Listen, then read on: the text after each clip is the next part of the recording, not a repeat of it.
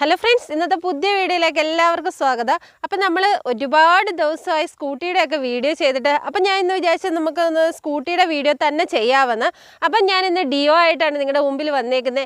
ഡിയോയെ കുറിച്ചും പഠിക്കുന്നതിന് മുമ്പ് കുറച്ച് കാര്യങ്ങൾ പറയാം. എന്ന് വെച്ചാൽ ഡിയോയെ എനിക്കെന്താ ഡിയോയും ആക്റ്റീവായും വെച്ചിട്ട് ഒരു വീഡിയോ ചെയ്തപ്പം ഒരുപാട് കമൻറ്റ് വന്നായിരുന്നു ഡിയോ സൂപ്പറാണ്. സത്യമാണ്, ഞാൻ പുതിയ വണ്ടി എടുത്ത് ഉടനെ ചെയ്തപ്പം എനിക്ക് ആക്റ്റീവ ഒന്നുകൂടെ ബെറ്റർ ആണെന്ന് തോന്നി.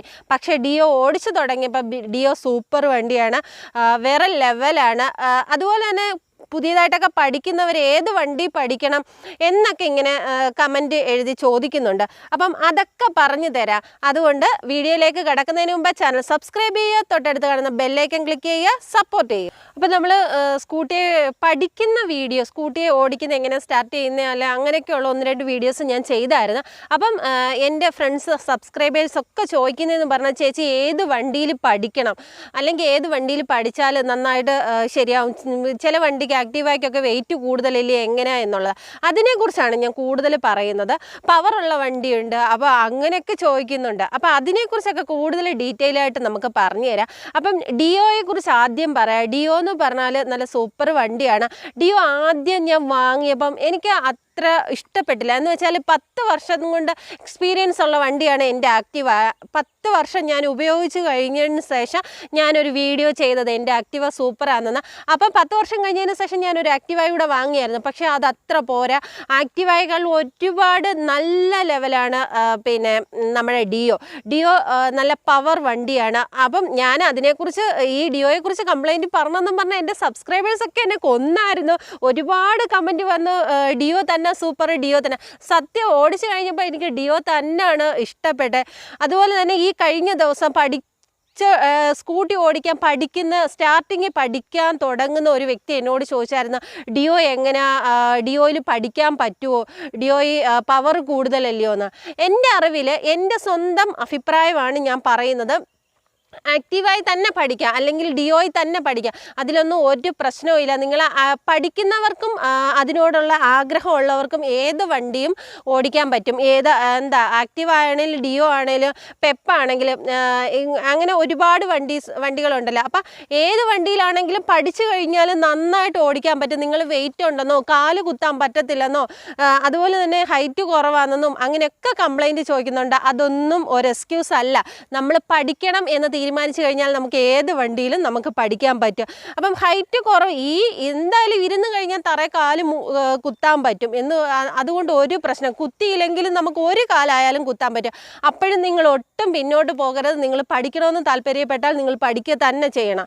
അപ്പം നമുക്ക് ഡിയോയെക്കുറിച്ചുള്ള കംപ്ലൈൻറ്റ് ഇനി ആരും മെസ്സേജ് ചെയ്യേണ്ട. ഡിയോ നല്ല സൂപ്പർ വണ്ടിയാണ്. ഡിയോ ഞാൻ ഒരുപാട് ഉപയോഗിച്ച് നോക്കിയിട്ടുള്ള അഭിപ്രായമാണ് പറയുന്നത്. പുതിയതായിട്ട് എടുക്കുന്നവർക്കൊക്കെ ഡിയോ വാങ്ങാൻ നല്ല സൂപ്പർ വണ്ടി തന്നെയാണ്. അപ്പോൾ നമുക്ക് ഇതിനെക്കുറിച്ച് എങ്ങനെ പഠിക്കാം, എങ്ങനെ കയറിയിരിക്കാം ഹൈറ്റ് ഇല്ലാത്ത ആൾക്കാരെക്കുറിച്ച്, അതിനെക്കുറിച്ച് നമുക്ക് കുറച്ച് കാര്യങ്ങൾ പറഞ്ഞുതരാം. ഇപ്പം ആക്റ്റീവായി പഠിക്കുന്ന ഒരു വ്യക്തി അല്ലെ ഡിയോയിൽ പഠിക്കുന്ന ഒരു വ്യക്തിക്ക് ഏത് വണ്ടി വേണമെങ്കിലും ഓടിക്കാൻ പറ്റും. അത് അത്ര പവറായിട്ട് നമ്മൾ പഠിച്ചെടുക്കുകയാണ്. അപ്പം നമുക്ക് ഏത് വണ്ടി ഓടിക്കാം, സ്കൂട്ടിയിൽ ആ ഒരു രീതിയിലുള്ള ഏത് വണ്ടിയും നമുക്ക് ഓടിക്കാൻ പറ്റും, ഗിയർ ഇല്ലാത്ത വണ്ടികൾ. പക്ഷേ നമ്മളിപ്പോൾ ഒരു പെപ്പിൽ ആദ്യമായിട്ട് ഒന്നും അറിയാത്തൊരു വ്യക്തി പെപ്പിലാണ് ആദ്യം പഠിക്കുന്നത് എന്നുണ്ടെങ്കിൽ തീർച്ചയായിട്ടും ആ ആൾക്ക് ഒരു ആക്റ്റീവ കാണുമ്പോഴോ ഒരു ഡിയോ കാണുമ്പോഴോ ഒരു പേടിയാണ്, ഇതൊരു വലിയ വണ്ടിയാണ്, അത് നമ്മളെങ്ങനെ ഹാൻഡിൽ ചെയ്യും, അത് എടുക്കാൻ പറ്റുമോ എന്നുള്ളൊരു കൺഫ്യൂഷൻ അവിടെ വലുതായിട്ട് തന്നെ ഉണ്ടാകും. അപ്പം നിങ്ങൾ എന്ത് ചെയ്യണം, ആദ്യമായിട്ടൊക്കെ പഠിക്കുമ്പം ഒന്ന് പഠിച്ചു കഴിഞ്ഞിട്ടായാലും ഒരു ആക്റ്റീവ് ആയാലും ഒരു ഡിയോ ആയാലും എടുത്ത് തന്നെ നമ്മൾ ഉപയോഗിക്കണം. അപ്പോഴേ നമുക്ക് അതിൻ്റെ ആ ഒരു രീതി മനസ്സിലാവത്തുള്ളൂ. അപ്പം നമുക്ക് തെറ്റും ശരിയും നമുക്ക് തിരിച്ചറിയാൻ പറ്റും. ഇതൊക്കെ സ്വന്തം എക്സ്പീരിയൻസിലൂടെയാണ് ഈ പറയുന്നത്. ഞാൻ ആക്റ്റീവായിലാണ് പഠിച്ചത്. നല്ലതുപോലെ നേരത്തെ സ്ട്രീക്കായിരുന്നു, അത് കഴിഞ്ഞ് ആക്റ്റീവ എടുത്തപ്പോഴും എനിക്ക് ഒരു പ്രശ്നമില്ലായിരുന്നു, നോ പ്രോബ്ലം. പിന്നെ അത് കഴിഞ്ഞിട്ട് വന്നിട്ട് ഡിയോയിലും എനിക്ക് ഇഷ്ടപ്പെട്ടു. ഇപ്പോൾ ഡിയോ ഓടിച്ചു കഴിഞ്ഞാൽ നമുക്ക് വേറെ ഒരു വണ്ടി നമുക്ക് വേണമെന്ന് ഇഷ്ടപ്പെടത്തില്ല, നമുക്ക് ഡിയോ തന്നെ വേണമെന്ന് തോന്നും. എന്ന് വെച്ചാൽ അത്ര പവർഫുള്ളാണ് വണ്ടി. നല്ല കൈ കൊടുത്തു കഴിഞ്ഞാൽ നല്ല വേറെ ലെവലാണ്. ബുള്ളറ്റിൽ പോകുന്ന അതേ ഫീൽ നമുക്ക് കിട്ടും നമ്മുടെ ഡിയോ സൂപ്പർ വണ്ടിയാണ്. അപ്പം പഠിക്കുന്നവരായാലും പുതിയതായിട്ട് പഠിക്കാൻ വരുന്നവരായാലും നിങ്ങൾ ആക്റ്റീവായിലോ ഡിയോയിലോ അങ്ങനെയൊക്കെയുള്ള പവർ വണ്ടികളിലൊക്കെ ഒന്ന് പഠിക്കണം. ഈ പവർ വണ്ടി പിന്നെ പെപ്പ് അതൊന്നും തമ്മിലൊരു വ്യത്യാസമില്ല. വണ്ടിക്ക് വെയിറ്റ് കുറവ് എന്നുള്ള ഒരൊറ്റ കാര്യം മാത്രമേ ഉള്ളൂ അവിടെ വരുന്നുള്ളൂ. അല്ലാതെ പിന്നെ നമ്മുടെ കാര്യങ്ങളെല്ലാം ഒരേപോലെ തന്നെയുള്ള ആക്സിലേറ്റർ കൊടുക്കുന്നതും അതെല്ലാം ഒരുപോലെ ഉള്ളൂ. അപ്പം നമ്മൾ എന്ത് ചെയ്യണം, ആദ്യം പഠിക്കുമ്പോൾ തന്നെ നമ്മൾ ആക്റ്റീവായി പഠിച്ചാൽ അത്രയും നല്ലത്. ആക്റ്റീവ ഓടിച്ചു കഴിഞ്ഞാൽ നമുക്ക് നല്ലൊരു പവറാണ് നമുക്ക് കിട്ടുന്നത്. അപ്പം നമ്മൾ തിരിച്ചു പോകത്തില്ല, നമുക്ക് ചെറിയ വണ്ടിയിലോട്ട് പോകണമെന്ന് തോന്നത്തില്ല. അതേസമയം നമ്മൾ ചെറിയ വണ്ടി പഠിച്ചു കഴിഞ്ഞാൽ നമുക്ക് വലിയ വണ്ടി പേടിയായിട്ട് മാറും.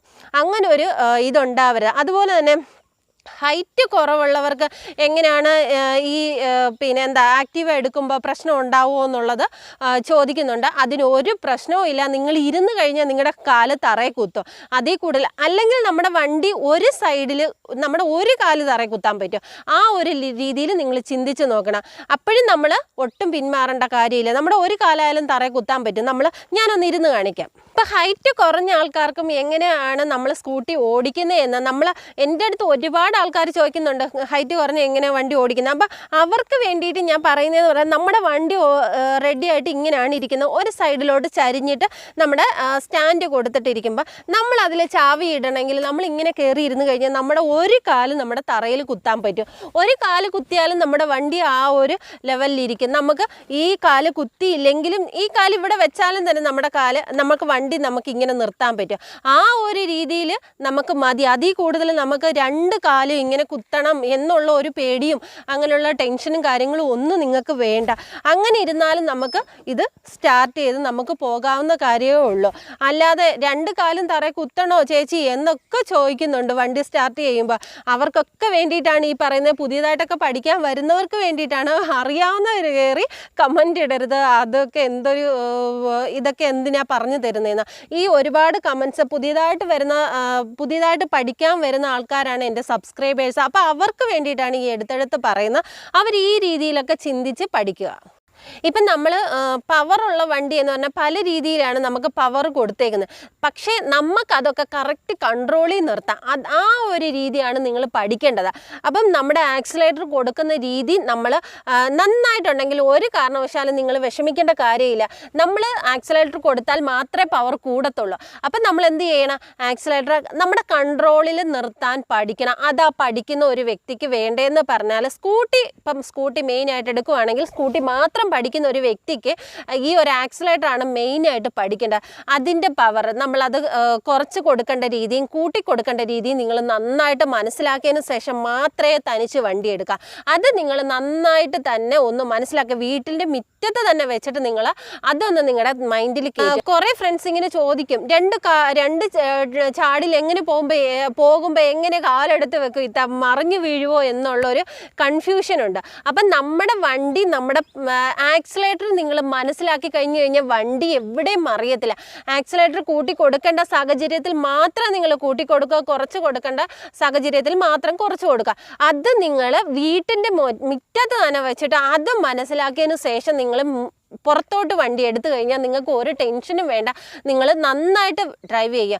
2 വീലർ നിങ്ങൾക്ക് നന്നായിട്ട് ഓടിക്കാൻ പറ്റും. ഇതിനകത്ത് നമുക്ക് ഗിയർ മാറയോ അങ്ങനെ ഒന്നുമില്ല. അപ്പം നമുക്ക് ഈ ഒരു ചെറിയ കാര്യത്തിലൂടെ നമുക്ക് നന്നായിട്ട് പഠിക്കാൻ പറ്റും. അപ്പം നമ്മൾ ഈ ഒരു കാര്യങ്ങളൊക്കെ ഒന്ന് മനസ്സിലാക്കി വെക്കുക. അപ്പം നമ്മൾ പാർട്ട് 1 പാർട്ട് 2 ഒക്കെ ചെയ്തിട്ടുണ്ട്. അപ്പോൾ അതൊക്കെ നിങ്ങൾ പോയി കാണുക. അപ്പോൾ ഡിയോയെ കുറിച്ച് ഇനി ആരും എൻ്റെ അടുത്ത് ഞാനിനി കംപ്ലൈൻറ്റ് പറഞ്ഞെന്ന് പറയരുത്. എനിക്ക് ഇപ്പോൾ ഒരു 8 മാസത്തോളമായി ഞാൻ ഡിയോ ഓടിക്കാൻ തുടങ്ങിയിട്ട്. ഈ 8 മാസം കൊണ്ട് കിട്ടില്ലം വണ്ടിയാണ് ഡിയോ. സൂപ്പർ വണ്ടിയാണ് എന്നുള്ള ഒരു അഭിപ്രായമാണ് എനിക്കുള്ളത്. നിങ്ങൾ പുതിയതായിട്ടൊക്കെ വണ്ടി എടുക്കുന്നവർക്ക് ഡിയോ തന്നെ എടുക്കാം. ഒരു ടെൻഷനും വേണ്ട. സ്വന്തമായിട്ട് എക്സ്പീരിയൻസ് ചെയ്തിട്ടാണ് ഞാൻ ഈ പറയുന്നത്.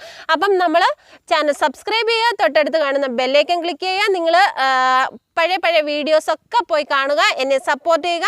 നമുക്ക് വീഡിയോ വൈൻഡപ്പ് ചെയ്യാം. അപ്പം നല്ല വീഡിയോ ആയിട്ട് കാണുന്നവരെ ടേക്ക് കെയർ, ബൈ ബൈ.